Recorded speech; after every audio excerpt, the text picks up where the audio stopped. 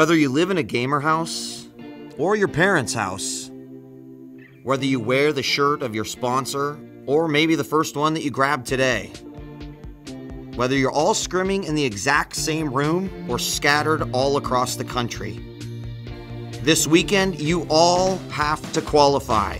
This is the most important tournament of our lives right now. If you want it to happen, you have to grab it right now. To qualify for this event would mean everything to our team. I'd say we have a fairly good shot at making Season 3. We're going to take it. You'd have to beat him, you'd have to beat him, you'd have to beat them. Can you do it? Are you up to the challenge? Do you have what it takes? Find out at the League of Legends Season 3 North American Qualifier next. Welcome, ladies and gentlemen, to the North American Live Qualifiers here in Los Angeles. We are in a brand new custom-built stadium. I am Lee Demon-Smith, and joining me is Joshua Jack Leesman, of course. Today is the day the road to the biggest event in esports begins right here. Over the next 3 days, we'll be separating the pros from the pretenders as 16 teams battle it out for the right to compete in the League of Legends Championship Series. And in the end, only 5 teams will have what it takes for a chance to shine on the world stage. Also, the winners will join 3 teams that have already locked in their spots for our 8-team league: TSM, Dignitas, and CLG. Indeed, and wow, what a new season. It's going to be weekly competition. You've already seen it published.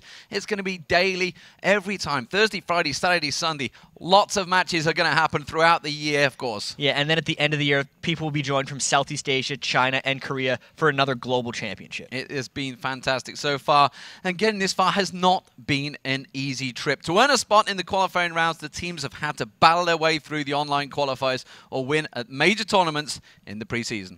It's really been tough for these guys. I mean, the 32-team tournament, so many of these guys just, I don't know if we're going to make it through. And it was so much of a quick transition between, okay, what are your names, what's your team, to, wow, you're in a live qualifier playing for a chance at a salary and a spot. It's like, bam, you are on a trip right now to Los Angeles. Get on a plane. You are coming. It is going to be big time. Ladies and gentlemen, this is going to be fantastic. 16 teams have battled their way to get here to determine who is the best, though. I mean, really, there are so many teams that could happen. And for these guys, it's really day one. If you win twice, you're through to the next round. So that's the way the group stages work. If you win twice, you move on. If you lose twice, you go home. On day 2, it's going to be almost the day of joy for a lot of these teams because it's the 8 teams that made it through, and the 4 teams that win their best of 3s are just in there. It's going to be there's going to be tears. There's going to be tears, but there's going to be tears of joy as well. Yeah, and then on the 3rd day, it's the teams that lost on the 2nd day all playing off for that one final spot. So really this whole weekend, every day has a huge amount of drama in it. And that is such a precious situation for these guys. I mean, to get into that last day, you know there's just one spot available, and there's 20 guys that want that spot. And, oh man, even just 80 players here just for this tournament. I think it's the biggest tournament we've seen, so I really can't wait for it to get underway. Yeah, and don't forget, ladies and gentlemen, the League of Legends Championship Series is going to begin on the 7th of February, so not too far away. Tune in every Thursday and Friday for North America and every Saturday and Sunday for Europe to see all the League of Legends Season 3 action as it happens. Of course, that's going to be free and in glorious HD. So without a doubt, the games this weekend are going to be awesome. And after 3 days, we're going to have 5 new professional teams. I mean, that in itself is just amazing. And if you look across the board, even including Europe, that's 10 teams. That's a lot of players that have now had their lives completely changed. Absolutely. It's going to be so crazy for these guys. Absolutely fantastic stuff. Our wall-to-wall coverage, of course, will take place on 2 separate teams today because there's so many matches, so you guys will not miss a single match. Yeah, so as we get ready to go here, let's take a closer look at our first group of the day. We have Team FeaR, TowerDive TV, and then Good Game University and Epic Gamer. Fan favorite almost is Epic Gamer. Some of the players haven't been saying so much about them. Team FeaR, of course, just lost Aframu to Counterlogic Gaming. It's going to be really huge for them coming in here. So without Aframu, they've done pretty well in scrims. They actually beat Curse in some of the, I think it was a Solomon Invitational. They're looking really strong. It's going to be really tough. Yeah, I mean, this is a tough group to start with. This is a really tough group. Good Game University in there as well, formerly members of Team Dynamic. Yeah. Honestly, TowerDive, they're going to be the underdogs in this group, but is it a bad thing? Well, I was talking with some of them last night, and they're just kind of meeting for the first time. Their organization's only existed for about 7 weeks, but they're kind of embracing the role of the underdog. Like, nobody expects them to come in, and they're trying to use it as their advantage that no one knows who they are and even cared to almost look up to them because they're worried about X-Team Dynamic. who's now Good Game University. Good Game They're worried about University, FeaR without Aftermer. They're worried about Dan Din's Salsa and Westrice's team, who's Epic Gamer. Big famous names right there. You're just like, oh, TowerDive TV, let's put them to the side. And that can be dangerous. Well, you've heard what we thought, what our opinions are going to be. Let's see what your take is from Season 3. We want to hear from you guys. Get on the Twitter. All day long, we're going to be checking what you guys think and what your thoughts are. The first question of the day, which we want to hear from you guys, is which 5 teams do you think will qualify and why? And, of course, that's the burning question that everybody's been asking. Everybody's been asking our opinions. We want to hear what you guys think. Log on to Twitter and tell us what your answers are. We're at LOL Esports. I'm sure you guys are following it. Hundreds of thousands you already do. And also use the hashtag LCS. Just those 3 little words. League of Legends Championship Series. LCS. Tell us your thoughts in 140 characters or less. We'll be responding to your answers on air later on in the broadcast. So, what are you waiting for? Get on with it. Yeah, really just get on Twitter. We'll be reading them. I'm pretty sure I'm going to tweet some predictions later as well, so we'll see if that works out. I'm interested to hear what those predictions are, because yours are generally pretty correct as well.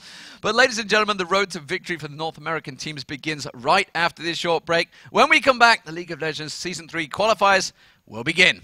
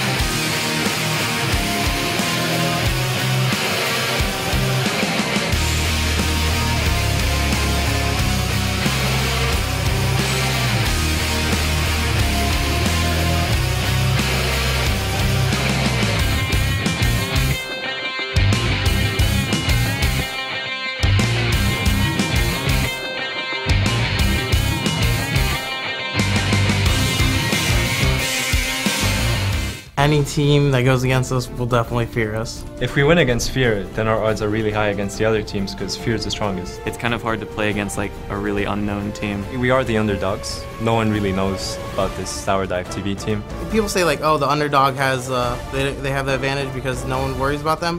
But I feel like the underdogs definitely have pressure just because they know who we are. We will try to make them know who we are after this tournament, and then they can look back and say, oh, underdogs can actually win tournaments like this.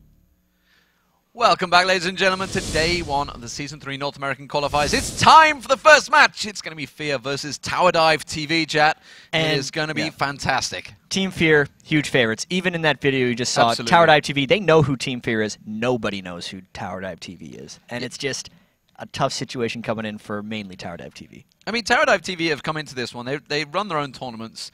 They obviously take part in those 65-player tournaments. So they're an experienced team online. Yes. But how much does that count that FeaR have been offline in so many tournaments already? It's that transition. I remember the biggest example of a team failing on LAN was Meat Playground back when they played in an MLG. Yeah. Because they were hugely successful online, and they just bombed in the live event.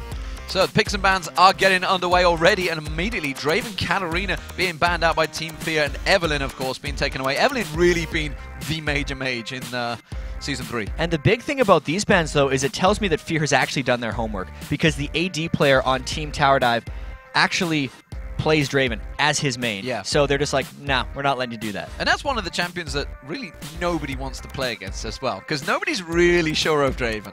It's one of those things, you see this when champions are making their way into competitive play. It happened bigly, a huge amount with Jace when people were first starting to pick him up. The first few people who learned him, it just got banned out immediately, not because they knew it was overpowered, it's because they just didn't know how to play against it and they weren't ready for it. So, picks and bans flying through now. Lulu being banned out. That's a surprise one for me. Wow. Twisted Fate and Blitzcrank also banned, but, well, Lee Sin picked up there. Anyone watched last tournament I covered, I was like, ban Lee Sin, ban Lee Sin.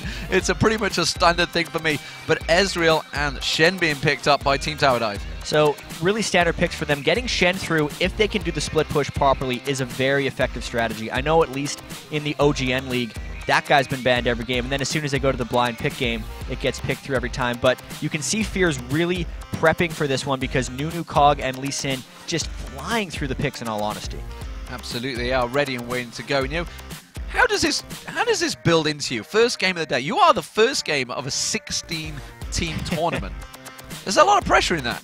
And a lot of these guys came in early, too. I know Team TowerDive was here at 7 a.m. this morning trying to practice away. Wow. So, like, sure, it's the first game of the tournament, but they should be warmed up by now because they've been playing for a while. As far as FeaR goes, this should just be another game for them. Historically, they've been very poor on LAN, and coming in as the favorites, this is really the first time they're coming into a tourney as a favorite. And that's a lot of pressure. It is a lot of pressure for them, especially considering they weren't able to hold up to it even when they weren't favorites, and they'd usually perform under their expectations in a lot of these tournaments. But with this, you know, they could not honestly ask for a more forgiving opening round matchup. Not to beat on TowerDive TV, but they are unknown for a reason, and this is their first match because, you know, no one knows them. They might not be that good. And those two duo lanes, that's a lot of poke. Sona Ez versus a Cogmore Nunu. Surely they're going to be a bit passive at the start. That's really interesting there that they decided to pick Sona there because Sona was the thing that people picked against Nunu. Back when a lot of the teams weren't picking Nunu, it was because Sona outpokes it so hard. So picking Nunu very early means they are extremely confident in their ability to lane because matchup-wise, that lane would go to TowerDive TV. So Rise looking like he might come in. Elise in the jungle. We spoke to a number of people last night. Dandin specifically said ban Elise. Ban Elise jungle.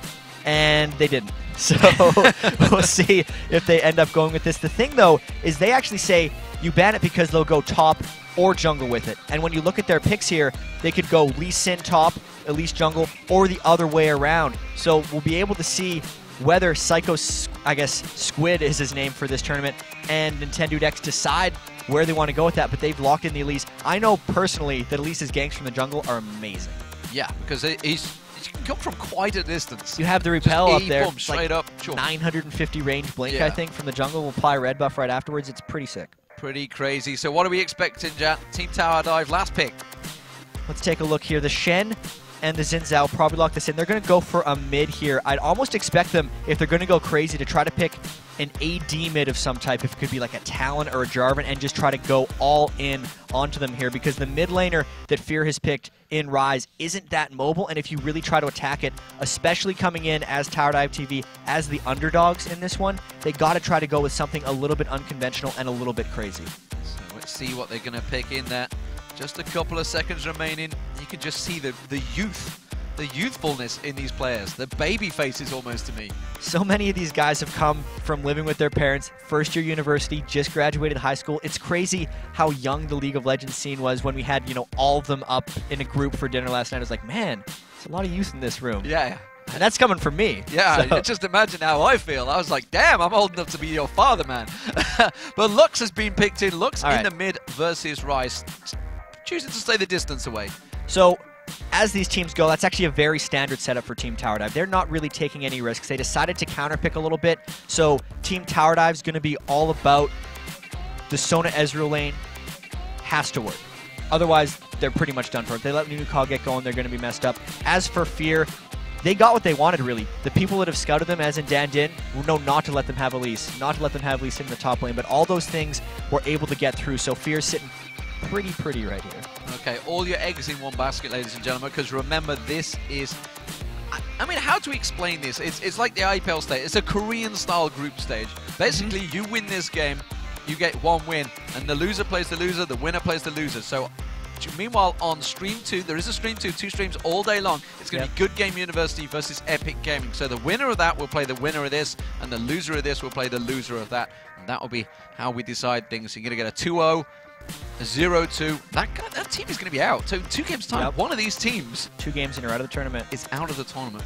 I mean, that's brutal, but that's how it's going to be. I mean, there's a lot of teams to get through, and just look at the pressure. You can see their faces, see how they are set up. They are in the new studio here. Of course, the red team on your screen, and the blue team of Team FeaR as they prepare themselves. What would you go through, chat? These are the last motions. Honestly, you got to make sure your hands are warm. That's the thing that happens right before these games in the picks and bans. Your hands just get freezing. Sometimes I just sit on my hands right before or use hand warmers just to get the blood flowing, because get the adrenaline flowing. That's your only instrument to get into your character and go on the game. Is if your hands aren't warmed up, you're not going to play well. So here we go, ladies and gentlemen. If you've just joined us, it is Season 3. You can see it right there on your screen. It is underway. It is the qualifiers. It's FeaR as the blue team, Team TowerDive as the red team. Jat, are we going to see a level 1 fight?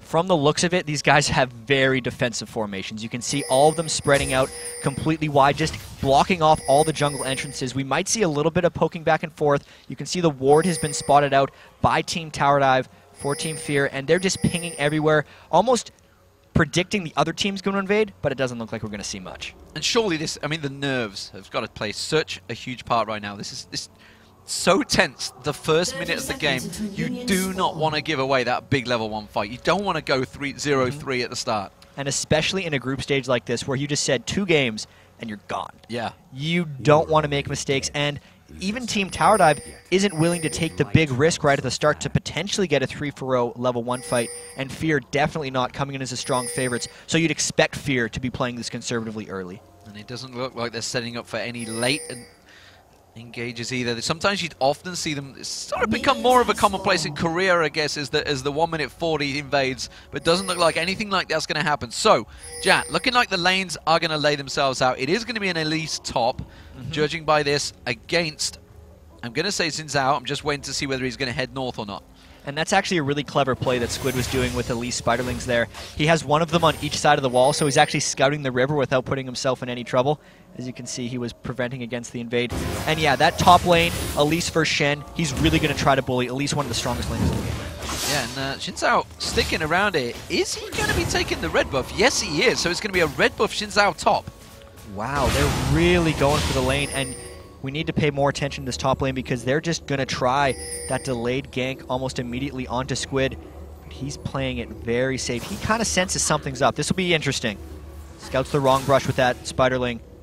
As soon as he goes up, they're going to go. He's gone a little bit too far. There's the taunt. There's the knockup's going to come out. And in 5 minutes, he manages to get a flash. Wow. There is first blood straight away. Yurek Mazzino on there, and that's a red buff. And that is a big, big difference because that top lane can snowball hard. And we thought that Team TowerDive wasn't doing anything crazy at the start with no jungle invade, but that was their crazy strat. All in, really. Shen giving up his red buff to Xin Zhao to allow him to snowball that lane is a huge investment. So really, it's on Yurek Mazzino to try to make something happen up top. And now, unless I'm seeing things differently, they didn't clear out the red cam.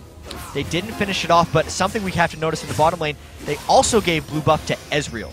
Oh, so yes. Shen is supporting his lanes by giving up his own jungle from the start. We'll have to see if that works out. That's more than Snoopy style. Both buffs to both of your lanes is a crazy investment. So, and you can see the poke in this bottom lane. This is where the pressure is also going to get laid out. The fact that Ezreal now has that blue buff, you expect him to just really try and bully Kog'Maw. They have to try to bully here, and it's the poke composition with Sona and Ezreal. It's just adding to that. They're really trying to supplement their lanes, knowing that they may not have the technical skill to beat some of these guys from here. They're trying to give the edge. Smithy going very low. You can see Shen back up the top there. Didn't manage to get onto Elise. He was waiting for Psycho Squid to try and push forward, but well, Team TowerDive TV is starting off really well. Let's have a look at the mid lane, and that's going to be Lux versus Rise. What are we thinking here? This one, at least since all the attention has been top and bottom, should be all right for Mandatory Cloud. If Rise can farm against Lux, who is much higher range than him, he should be all right. Mandatory Cloud is known for really taking over that mid lane sometimes, but XZev, level 2 Shen, really trying to camp that lane and get something happening. But with the way the lane's pushing, I think ManCloud's safe farming. So at the moment, the farm looking across the board. Of course, top lane definitely out farming. He got that kill already, has gone back, and now he's got a Brutalizer. So Xin Zhao coming in with that Brutalizer is going to be so scary. XZev will try to support with ganks, and they might look to TowerDive Psycho Squid up there, but of course in the bottom lane, how's that poke actually going? The blue buff resulting in only about a 7 minion kill lead. We'll see if they can get more of that. And that's not a great deal when you consider they're poking so much, but we can see up the top lane, sneaking into that bush completely unseen. XZev is sat there ready and waiting, and Psycho Squid, if he steps that little bit forward, he is going to find that Brutalizer going directly up his posterior, and there is no way he's going to be able to avoid the damage. Meanwhile, down the bottom, though, we can see he's coming in. It's going for the support player. Can they manage to catch on towards Sona? Muffin Cutie tries to slow him down with an Ice Blast. It's not going to be enough, and they escape the victory. So they managed to burn the flash in the bottom lane, and a great scout with that spider. That's where he threw it at the start of the game. That didn't save his life.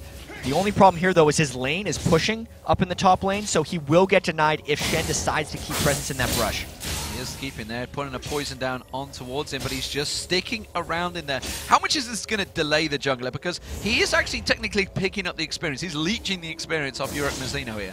The only thing we have to look at to see how far behind he is the minion kills. He's got 4 minion kills. He has just been a roamer right now. And Lee Sin again with the gank bot. No flash this time for Koso. Koso in all sorts of trouble, and he will get taken down. It's Zuna that picked him up as well, and a great gank. They worked hard for that one. That was the second time they went back. Really persistence and experience paying off for them there, because they knew the flash was down. They knew that Team TowerDive was pushing up so hard to try to keep the poke up, and they were just able to punish with a Nunu snowball and an extended Lee Sin gank. Meanwhile, Lee Sin been sitting down in that bottom there. You say the fact the minions, oh, XZev's just stood on top of a ward there. Psycho Squid's not falling for these tricks. His lane, though, is pushed heavily, so he's got to go up to try and keep the experience off. And you can see XZev now heading back down the river. So, let's take us through the lanes. Out they are. 6 minutes into this game, Jad. How are we seeing this one lay out? We had a great first blood, but that was a good comeback on the bottom lane. And all the attention has been paid up top here. You can see Squid still getting out minion killed, but he's keeping the levels up. They're trying to persistently gank him, but he is able to stay away. And even though his CS is getting doubled and then some by Xin Zhao, it's paying off because Xmithy in the jungle is up 31-6 on Shen. Absolutely destroying at the moment. Let's see how things play out. And we can start talking about the items maybe. The new items everybody's picking up as Lux gets a burst from Mandatory Cloud. He hits level 6. Expect Cybolic to probably reply with a laser of his own in a moment. But we see the items. Very different starts from both teams. And the thing was, at the start of the game, 3 members went for Crystalline Flask on FeaR, but only 1 member went for it on Team TowerDive. So you can really see the extended lane sustain. That's almost an investment when you buy that item early. So they didn't quite get the edge right at the start, but now it's going to start paying some dividends. Surprisingly, though, just the overall gold spread is still even on here. So Team TowerDive doing a lot early on. How much of a disadvantage is this? XZev has just been living in that top lane. He's not even touched his jungle. You can see everything is up. Right now, it's not that big of a disadvantage. If he continues to never get farmed, it's going to be a big deal, but the fact that the team itself is staying fine, and if he's given Yurek Mazino enough of an edge in that top lane, it'll be worth it. Because if he can press that, it won't matter that Shen's been losing. And they realize that Shen is still in that top there. They're coming in to steal away the blue. Smith is there. Mandatory Cloud comes across, takes it away, no problem. That's the reaction you have to put when you essentially have a 2-1 lane up top. You don't have an actual jungler for Team TowerDive right now. So that's experience coming in again from Xmithy. Great blue steal. Oh, I think he just scouted. Thought he got away with it. A flash engage there. They're going to get on towards Xmithy. They do finally make it count. Yurek Mazino gets the second kill. And immediately Xmithy tries to come down and get the dragon. They really need to make something happen because Squid is just getting destroyed up there in the top lane. It's because they have a 2v1 lane and they're not supporting him. This is I'd almost say new strategy for Team TowerDive. I have not seen a jungler spend that much time up top lane, and we'll see if it pays off because the gold, with the dragon being taken by FeaR, is still even. It's looking like they could go for the blue. They could go for this blue steal, but they're not going to do it. They're both backing off. They haven't pushed the tower, so that's a dragon switch. So gold is actually still in FeaR's favor, despite the fact they're 2-0 down in that top lane. 57-16 CS in that top lane. How much of a disadvantage will this be? Because surely Psycho Squid can just farm it up later. He's being sat on right now, but surely he can gain it back. That's the plan for him, but that was an interesting choice by Team TowerDive, not taking the turret. Because if they would have taken the turret, he could have frozen it on his side and kept farming. But with the turret staying up there in the top lane, Yurek Mazino and XZev are going to continue to try to punish. And how much is it going to punish Cybolic? The fact that he hasn't been able to pick up that blue buff yet. For Cybolic, don't think it's going to hurt him that much. I mean, you can just look at the minion kills right now. It's 81 to 69, which is a little bit off, but if you compare that for the advantages they're gaining in the top lane, it's probably worth it. He's getting his experience, he's not falling too far behind in gold, and as long as ManCloud doesn't start punishing with shoving and roaming, which Rise kind of has a tough time doing, it's going to be okay for Team TowerDive. And I believe I just saw the red buff being given across to Shinzao in that top lane. Yep, Yurik Mazzino, there it is. So he's got that red buff once again, so he's just going to be looking to bully Squid out there. Blue buff's still up on Team FeaR. And this is actually going to be, this is where it's going to come into play, because if ManCloud gets the back-to-back blue buff, the window for Cybolic to recover in mid lane against a blue buff Rise is gone. Because if they can just cycle both blue buffs, he's going to have it all the time. And here comes XF. He's going to get spotted by that ward. Actually, no, I think he just... Oh, now he is going to walk straight into that ward. He's warding out the river, and Squid's like, yep, not falling for that one. Straight away back. But they haven't looked once. They've not even attempted to try and counter that jungle yet. No, and it's essentially been Xmithy farming the jungle and ganking bottom once, versus XEV not farming and just living top. And the trade-off between that has actually not been as bad as I thought it would be. Team TowerDive really stayed in this one a little bit. I'm intrigued to see what sort of runes he might be using. This is one of the moments that I'd really like to look and see if there's something he's specifically picked up in his runes of masteries that would basically benefit him. The fact that he is just going to live in that top lane. The only thing he'd want to do at some point is a bit of gold per 10, but as a jungle Shen, you know, it doesn't really come in top, and you can just see Shen is living up there with Shinzao. Elise actually doing a smart thing here. Squid leaving the lane, going to jungle, because they've explicitly said, Team TowerDive has, they're not pushing that tower, and they're trying to deny Squid as long as possible. This is the counter to that. He should have went to his jungle earlier. We are seeing some damage from Mandatory Cloud, trying to get on towards that mid lane. XZev does come around and finally forces him away. Plays a little bit of a babysitting role, finally coming down. And actually that's given a heck of a lot of free farm. 77 CS to 29 in that top lane. So the big difference starting to gauge its gap. But meanwhile down the bottom, it's still only 89 to 79. So still just a 10 CS difference between that. And that surely benefits Kog'Maw. And when you look at that... Oh, mid lane, they're going to go to XF. Whoa! He's going to get taken down low, and that's what you talked about. Psycho Squid, the damage, the distance he can just close, and they even may push down the mid turret here. Massive play from FeaR. That must have felt really good for Squid, getting revenge on the Shen who's just been annoying him by camping his lane the entire game. Jumps in, gets a kill, and at this point, that's the great play they make. Support Muffin Cutie coming up. They're going for this turret. Koso comes up to try and keep them away from that turret, but Mandatory Cloud keeps beating on it. Muffin Cutie, like you said, had put the Blood Boil across, but that's going to be the crescendo across. Doesn't manage to catch him. Mandatory Cloud just got the flash in time. And Yurik Mazzino actually trying to catch out Squid going into that top lane. Got Elise down to about half health.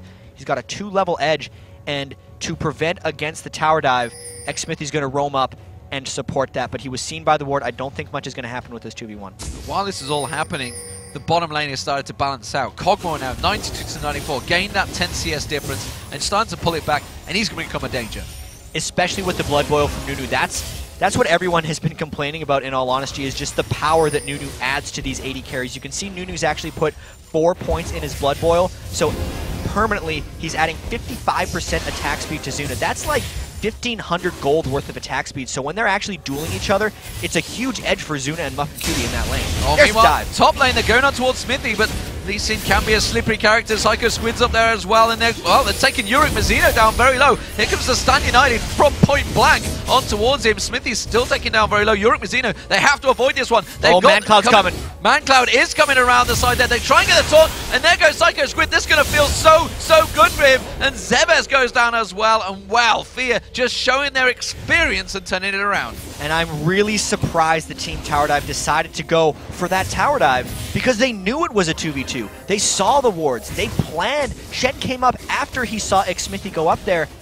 They willingly went into a 2v2 tower dive, and then Cybolic knew that was going to happen and still got beaten roaming top by ManCloud. That was an outplay by FeaR, but mainly just, I feel like, a lapse of judgment by Team TowerDive. And you also need to question the fact that why did Cybolic not follow? He knew exactly what was going to happen, and Lux has the longer range than Rise. I think the biggest reason he wouldn't have followed is he knows he would have lost to Mandatory Cloud in a 1v1. If at any point, since he got a slight jump, Mandatory Cloud did, there would have been no way for him to follow exactly behind. As you can see down this bottom now, Zuna really is starting to turn this into his lane. He's bullying, he's pushing that tower, and that he's turret's going to take it down. Zuna is shredding the difference. So, first turret of the game will go to FeaR, despite the fact now they're going to turn on towards Case. No, Keisuke just backs away. And well, he avoids the damage, but 4-2 Jat, 1-0 in turrets. The gold very much in FeaR's favor, 3k difference. Despite that awesome start they had, it's kind of backfiring. It's starting to backfire. I mean, some of the laning sustain with those crystalline flasks does have to do with it. A few of the small mistakes they made. I think also the fact that XEV has fallen so far behind in farm is hurting them. At this point, they really have to kind of start to panic and try to make something happen. The big item pickup I want to mention here is the Sword of the Divine plus the Brutalizer on Xin Zhao. When he pops that for his 3 talent strike, that's 3 crits in a row, and he's going to pop somebody. They have to make something happen fast with that item, otherwise it's going to lose its effectiveness. Well, he has picked up red buff, so we'll see if he tries to make any moves on Psycho Squid at the top, but of course he has managed to pick up quite a bit of damage, and that's straight away Symbolic getting caught out again, and that's just the burst, that's the one we've on you were talking about. He's got to be able to stay away from range of that time. Ryze has a very, very short range. Symbolic has an incredibly long range with Lux. And if he gets caught out by those rune prisons, he's going to be in trouble for the rest of the game. Wow, just sitting off Smithy. He knows he's not visible. He was waiting for the blue buff to spawn, actually. Of course, they'll have the timer on it. They picked it up in the last instance. And they are 3-man in the middle, 4-man in the middle. Oh, they've caught onto one, and he's going to have to taunt away, but that means they're going to push pressure on towards the mid. Of course, Zuna has come up there with Nunu, so they're just going to hammer that turret down. If they need to go, this is the time for Team TowerDive to come in. You can see all 5 members of both teams collapsing in. The turret's very low. They know they're going to try to push it. They've got to try maybe a flash crescendo or something to make something happen, because if they don't, they're going to get bled out by FeaR. True Shot Barrage flashes past, but doesn't really manage to find a home. And you can see that turret, well, it's got nothing left. Zuna just needs to have 1 or 2 shots on it, but they do back away from this one. Dragon is up. Nobody's really making a move for that, Jan. What is the sort of situation here? What a TowerDive got to do to turn this into their favor? Either go for a dragon or repel a push from FeaR, in all honesty, because they're losing the laning phase. They have some immediate help items with that Sword of the Divine and the Bloodthirster being completed onto Keisuke, whereas you see Kog'Maw just has the BF Sword and the pickaxe, so they might corner themselves into dragon here. Even though they might not win this fight, this is the chance they have to take. They need a fight right here if they want to come back. They're trying to get the burst damage down. They're going to turn it around. They do manage to catch on. Bumping Cutie taking down very low. There comes the taunt. Xin Zhao going in. He's going to go towards Psycho Squid, but there comes Zuna around the backside. Zuna cleaning up now. And Keisuke is going to get dropped as well. Bumping Cutie on absolutely nothing, but it does not matter because Zuna is cleaning house. He picks up the triple kill, and that was a great turnaround for FeaR. All they had to do was wait for Zuna. And that was just a matter of the initiation not happening together. They got the start on Yurik Mizuno. He took a lot of damage early, and the crescendo didn't quite lock up FeaR like they needed it to during that fight. And since they didn't get the right initiation, FeaR's superior gold advantage at this point, and also just team synergy because they've been together for so much longer, they just fought more crisply. They had better focus on targets, and now they're extremely far ahead. And I thought for a moment Zuna was out of position, but he just came down. They, like you say, they tanked up the damage. They could take it, and it's just the targeting, the priorities maybe a little bit off there. As you can see, the goal differences across the lanes. It's fairly even, and the fact that Psycho Squid is now ahead, despite the fact he's 69 to 116, he's now ahead in the gold. Oh no, so with the entire first 12 minutes of the game being a 2v1, they still haven't gotten the lead on Elise. And at that point, you've lost your Gambit. Their Gambit was the 2v1 up top, and it hasn't worked so far. You look at the rest of the items onto FeaR right now, and that last fight where they tanked everything up, it's only going to get worse for them because the Sunfire Cape Rush for Squid has been there, but the Aegis has been completed onto Xmithy, and just Ryze in himself as an AP mid is a tank right there. So it's too much right now for Team TowerDive to take down in fights. They'd have to find a way to stall it out or something. Wow, 18.5 minutes. Team FeaR are going for Baron. They just saw that Ezreal and Sona were in the bottom lane. This is mainly a ploy to stop them from farming and pull them together again as a team. They had to run up. They're going to try to get a pick somewhere, but mainly they weren't trying to get that Baron. They're going for the X7 now. They catch him. They do manage to get the burst down. Lee Sin's in there. Mandatory Cloud finishes it off. Just great bait there from Baron. They knew they were going to collapse in, and they just didn't. They underestimated, Team TowerDive did, the engagement range of FeaR right there. Great pick. They're collapsing on the top lane, and Yurik Mizuno in trouble now as Smithy continues his reign. He has got his ulti up. There it is. Kicks straight in towards Squid. Thank you very much. Webs him there. Nothing he can do. That's one of the most classic plays by Lee Sin. As Squid just kind of bails and gets the You're tower. going to take the tower damage, not me, thanks. It's the war jump to kick backwards. A lot of times when people were first playing Lee Sin, they'd burn Flash to do that. Then they said, wait a minute, I can just build a Sightstone and do that for free at this point. So really good execution there by xSmithy. And the snowball is almost continuing here. Team TowerDive holding on by a thread at their second tier top turret here. 10-2, it looked all fine in the start, but honestly, Team FeaR have just turned the engage around. True Shot Barrage flashing past, only catching Psycho Squid. And again, the damage, the poke from Zuna from range is strong. And xSmithy just going in underneath the turret. They're just trying to bleed them out here. Look at how low they're getting. Wow. They have to do something. Absolutely smack damage right there. Crescendo was not enough, and they're going to turn it around towards XF. XF is just not tanky enough to fight 5 members of the team. Zuna is ripping apart the tower meanwhile, and KCK needs to stay away as well, and he's just going to have to back off. And FeaR, they're going where they please right now. And you say XZeb wasn't tanky enough, and that's exactly what happens when your Gambit doesn't pull off in top lane. He's a support shed. That's honestly what he is. They had a support bottom in Koso and support top in an XF Shen. They didn't have a jungler this game, and you really saw the fact he just hasn't gotten to his items there. He can't frontline at all against FeaR. Mandatory Cloud cleaning up. I think like they was going to try and get some picks there, but they didn't really want to go too deep in towards that visible bush. Cybol is going to pick himself up the blue buff, the first blue buff of the game. He's been able to get away from FeaR, despite the fact it has been in his own jungle. Smithy picking up the red. So, Jack, items across the board. What are we seeing? Anything fancy, anything new? The fanciest thing I'd have to say would be the double Ruby Sightstone on FeaR. Lee Sin picking it up is going to help him just make a jungle gym of the enemy map and just kind of hop around wherever he wants. And Muffin Cutie, just Ruby Sightstone is fine for him. You look across to the other side, and Team TowerDive just hasn't been able to keep up. You couldn't get the Ruby Sightstone on your jungler because he didn't have gold, and the support AD lane didn't get any kills or objectives, so they haven't been able to complete their Ruby Sightstone either. They haven't even gotten boots yet on a couple members, which is okay for the most part, but just overall, the gold lead is really showing in the items as the auras have been completed on FeaR and no auras for Team TowerDive. Rosenheart and Aegis both coming in for FeaR as they siege down yet another turret. And that's it, they actually have the poke range. The fact that they can just get in there. Oh wow, KCK just getting completely burst down there. And ManCloud putting a heck of a lot of damage, completely forcing the AD carry away. Just simply caught out of position there, and Zuna just sieging it, as you mentioned. And I don't see what Team TowerDive is going to be able to do against this. A lot of times when sieges happen like this is kind of why you pick Lux. When Lux is level 16 with cooldown reduction, she can laser every creep wave. But they're doing it before that point, so her laser's just not up frequently enough. She doesn't want to burn it, and they're just getting destroyed down.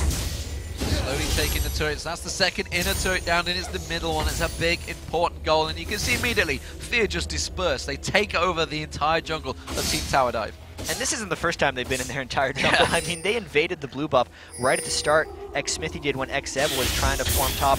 They're just making sure that all their side lanes are staying pushed. Right now, Team TowerDive is trying to get something happening in the bot lane, but look at the damage! They tried to do something, but Mandatory Cloud turned it into a kill of their own. He flashes away, he may get taken down. No! The Prison came out, and now here comes Lee Sin. Smithy gets in, ulti kicks, Koso's gonna go down. He gets shredded by Zuna. Zuna just doing all the damage at range. He's just picking off as he pleases. Yurik Mazzino tries to come in there. He gets dropped by Muffin Cutie Pie. Meanwhile, Psycho Sin also gets in there. Zebes now just desperately trying to avoid the damage. He gets an Ice Blast. Zuna's going to come around the side. There's the lead. There's the range. Just pouncing straight in there. He's going to get the one more poison dot. The Ignite's there. And, well, Zuna tried to kill Secure, I think, with the ulti. Well, you can't really blame Kog'Maw for trying to get more kills. You can't blame Squid for wanting even more revenge. I'd say he's gotten enough of it now. 6-2 at least after getting completely camped from there with the ace. Instead of trying to push up an inhibitor, it looks like they're going for a Baron to take even more control of that game. Oracles by Muffin Cutie to clear out that Baron buff. They're going to rush this down. Huge amounts of damage coming out from Zuna and Muffin Cutie's consumed. Ping's coming down from Team TowerDive. They're going to try to steal with the Lux Laser, but that's going to be a tough task for Cybolic. Yeah, they have no vision of it, so it's going to be pure prediction. It's too early, and it is going to be the Baron buff picked up by Team FeaR. Now, at this point, it's a question of how quickly can FeaR finish this one, because they are very far ahead from Team TowerDive. They may already be thinking of their next match, but for this one, they have some pretty big gold totals, I'd imagine. Actually, no, a lot of them have went back and shopped. That's the smart thing to do. Kog'Maw getting that static shiv, that's one of the new Season 3 items. It's almost a replacement for Phantom Dancer. Frozen Hearts being completed, having the Aegis on Lee Sin, Warmog's getting completed for Squid, so the tower diving shouldn't be an issue. They have multiple people who can go in there and finish. I'd expect them to go either straight up mid or take the bot lane since there's still an outer turret there for FeaR, and then do the same kind of poke Arsenal harass that they've been doing against Team TowerDive, but this time with even more of a lead. It's incredibly difficult for Team TowerDive to come back at this point. Oh, Smithy catches the Q straight and Koso, but he's going to back away, but they have managed to completely catch out Zeves. The ulti kick, of course, from Smithy. There it is, straight in there, but the rest of his team weren't quite close enough, so kind of wasted a little bit there. Does manage to get the Q down. The rest of the team are going to collapse around, but it doesn't look like they're going to do anything other than sitting back. Looking like we're going to go across to second stream as well and see what is going on. It's going to be Epic. They're joining us. It is Epic. Whoa. Wow, so okay. That was a fast game. That was a fast game. Good game, University versus Epic. That game is already over. You guys joining us here on the stream. And well, this one is looking very one-sided. It started off so well for Team TowerDive, but FeaR right now just sieging through the turrets. At the very start of this game, you can see Xzev only has 59 minion kills on Shen. He tried camping Squid the entire match. It hasn't quite worked out. The objectives were forced on FeaR, and with all the objective control, now a Baron buff as they siege in, going for this inhib and looking to end. Here we go, you can see the tower. This is going to be the first inhibitor turret going down, and honestly there's not a great deal Team TowerDive can do about this, because FeaR are tower diving them. They are just ripping the inhibitor apart. You can see Zuna's just so strong right now. He's just going to pick this one off and just back away again.